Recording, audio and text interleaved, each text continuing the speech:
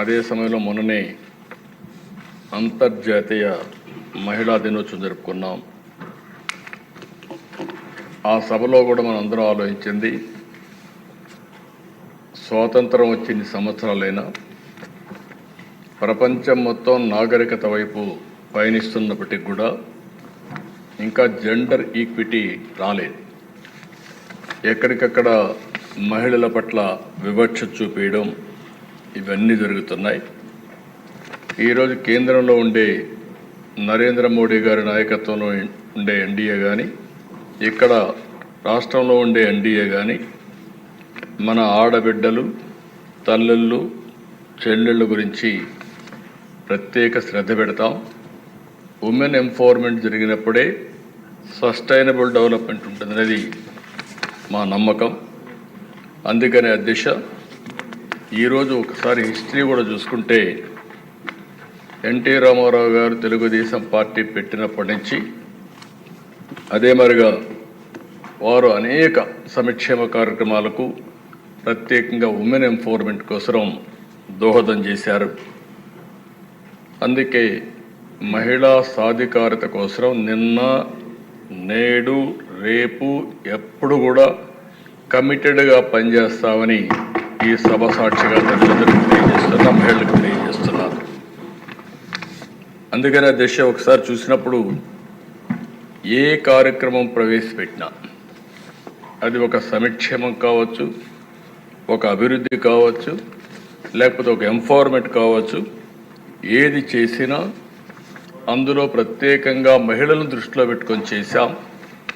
మహిళల్ని సాధికారం చేయడంలో ముందుకు పోయాం. అందుకే నేను మళ్ళీ ఒకసారి తెలియజేస్తున్నా, తెలుగుదేశం పార్టీది తెలుగింటి ఆడపడుచులది అన్నా చెల్లుళ్ళ అనుబంధం. ఇది 40 సంవత్సరాలుగా ఉంది. ఇది శాశ్వతంగా ఉంటుందని చెప్పడానికి గర్వపడుతున్నానని చెప్పి కూడా నేను మీకు తెలియజేస్తున్నాను. దశ మాటల్లో చెప్పడం కాదు, చేష్టల్లో చేసి చూపించాల్సిన అవసరం ఉంది. తెలుగుదేశం పార్టీ సిద్ధాంతం జెండర్ ఈక్విటీ ద్వారా, ఆడవారికి సమాన హక్కులు కల్పించడం ద్వారా వారిని ఆర్థికంగా, రాజకీయంగా, సామాజికంగా పైకి తేవాల్సిన బాధ్యత మనందరిపైన ఉంది. ఇప్పటికి కూడా మనం వివక్ష చూపిస్తూనే ఉన్నాం. ఎవరైనా మహిళలను చూస్తే మనకందరికి కూడా ఒక చిన్న చూపు, మీకేం తెలీదు, మీరుండండి అనే విధంగా మాట్లాడుతున్నాం. రెండో విషయం మీరు చూస్తే అధ్యక్ష, చిన్నప్పుడు తల్లిదండ్రులపైన ఆధారపడతారు, పెద్ద అయిన తర్వాత భర్తలపైన ఆధారపడతారు, మళ్ళీ ముసలి వాళ్ళైతే పిల్లలపైన ఆధారపడతారు. కానీ ఎప్పుడు కూడా వివక్ష చూపిస్తూనే ఉంటారు.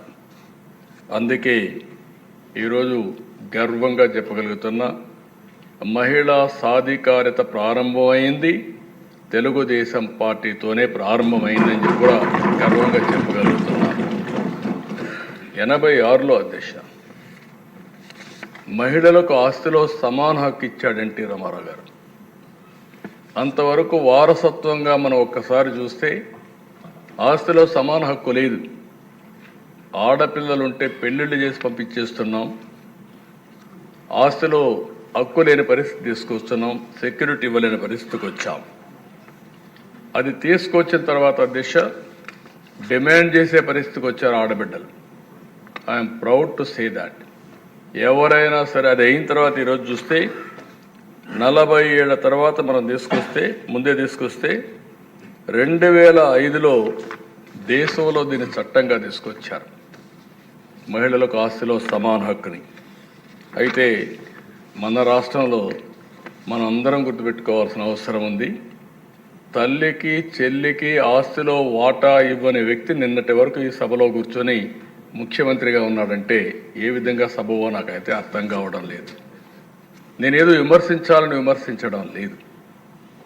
ఇచ్చిన వాటాల మీద కోర్టుకు పోయి అది కూడా ఇవ్వను అనే పరిస్థితి వచ్చారంటే ఇంకా ఆస్తిలో సమాన హక్కు మీద మాట్లాడడం కానీ, మహిళల గురించి మాట్లాడే హక్కు అలాంటి వ్యక్తులకు ఉంటుందా అని అడుగుతున్నాను అధ్యక్ష.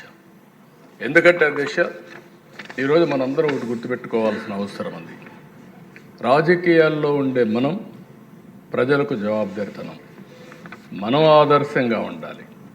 మనం ఆదర్శంగా ఉండి ప్రజలకు కూడా ఆదర్శమైన విధానాలకు స్ఫూర్తినిచ్చే బాధ్యత మన పైన ఉంది. అలాంటి వ్యక్తులు తల్లికి కూడా నేను వాటాలు ఇవ్వలేదు, లేకుంటే నేను మార్చుకుంటున్నాను, ఇది నా వాటా అని చెప్పే పరిస్థితికి వచ్చారంటే చాలా బాధేస్తుంది. కనీసం సభ్యత ఆ విషయం కూడా మర్చిపోయి ఇలాంటి చేసే పరిస్థితికి వచ్చారు. అదే సమయంలో అధ్యక్ష, తెలుగుదేశం పార్టీ మహిళల్లో విద్యను ప్రోత్సహించాలని ఈరోజు చేసింది కాదు. 1983లో దేశంలో మొట్టమొదటిసారిగా మహిళా విశ్వవిద్యాలయం ద్వారా ఆడబిడ్డల్లో చదువుకోవాలని స్ఫూర్తి ఇచ్చిన పార్టీ తెలుగుదేశం పార్టీ అని చెప్పి కూడా నేను మీకు తెలియజేస్తున్నాను. దాంతో ఆగలేదు దిశ. అక్కడి నుంచి మీరు ఒకసారి చూస్తే ప్రతి కిలోమీటర్కి నేను ముఖ్యమంత్రిగా ఉన్నప్పుడు ఒక ఎలిమెంటరీ స్కూల్ పెట్టాం, ప్రాథమిక పాఠశాల. 3 కిలోమీటర్లు ఒక అప్పర్ ప్రైమరీ స్కూల్ పెట్టాం. ప్రతి 5 కిలోమీటర్కి ఒక హై స్కూల్ పెట్టాం.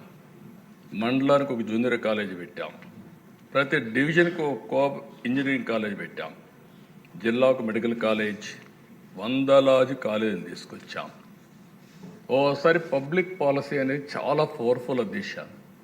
ఈరోజు మనం మాట్లాడుకుంటున్నాం. ఈ సభ ద్వారా కొన్ని ఆలోచనలు వస్తాయి. మీరిచ్చే ఆలోచనలు ఏ విధంగా స్ఫూర్తిదాయకంగా భవిష్యత్తులో ఉంటాయంటే కొన్ని ఎగ్జాంపుల్స్ కూడా ఉంటాయి.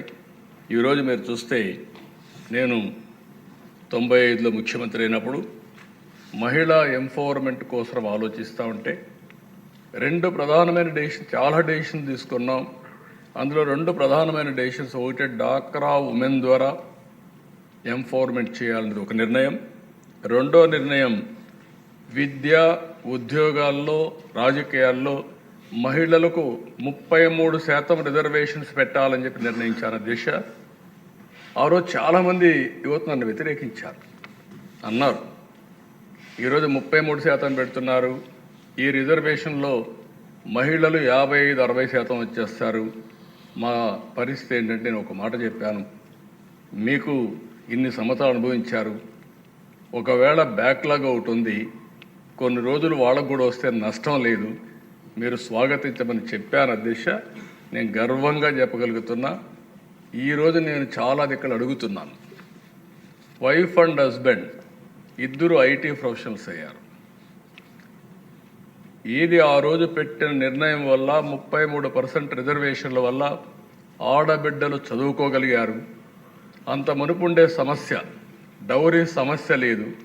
ఇప్పుడు రివర్స్ డౌరీ ఇచ్చే పరిస్థితి వస్తున్నారు, ఆడబిడ్డలకు డౌరీ ఇచ్చే పరిస్థితి వస్తున్నారు. డబ్బులిచ్చి కొనుక్కునే కన్యాశుల్కం నేను అనడం లేదు, ఆ పరిస్థితి వద్దు. అలాంటి ఒక రిఫార్మ్, ఒక పబ్లిక్ పాలసీ ఇంపాక్ట్ ఎంత వస్తుందో ఇది ఒక ఉదాహరణ మాత్రం అధ్యక్ష. ఇక్కడే సూర్యకుమార్ గారు ఉన్నారు అధ్యక్ష, మీకు అందరికీ ప్రత్యేక